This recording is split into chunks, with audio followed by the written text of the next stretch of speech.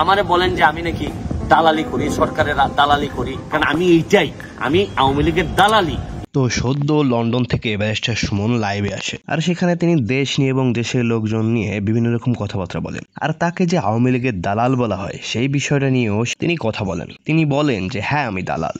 সারা জীবন আপনাদের জন্য বিভিন্ন ভাবে প্রতিবাদ করে অনেক কিছু হারাইছি জীবনে। বাংলাদেশে ভালো মানুষকে তো আপনারা জন্মাইতেও দেন না, আপনারা বাঁচতেও দিবেন না। আরেকটা জিনিস দেখেন, বঙ্গবন্ধু থেকে শুরু করে কোনো ভালো মানুষই তো আপনারা বাঁচাই রাখেন নাই। আরেকটা জিনিস দেখেন, আমারে বলেন যে আমি নাকি দালালি করি, সরকারের দালালি করি, আওয়ামী লীগের দালালি করি।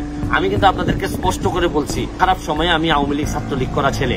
আপনি এটা নিশ্চিত ধরে রাখতে পারেন যে আমি আওয়ামী লীগের দালাল, জননেত্রী শেখ হাসিনা আমার নেতা, আর আমার আদর্শ হচ্ছে গিয়ে বঙ্গবন্ধু শেখ মুজিবুর রহমান। এটা স্পষ্ট, এখানে বাইরে যাওয়ার কোন বিষয়ই নাই।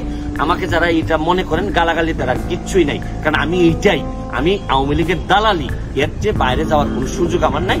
এতে যদি আপনারা মনে করেন আমার পছন্দ না করেন, এটা আপনাদের ব্যক্তিগত ব্যাপার।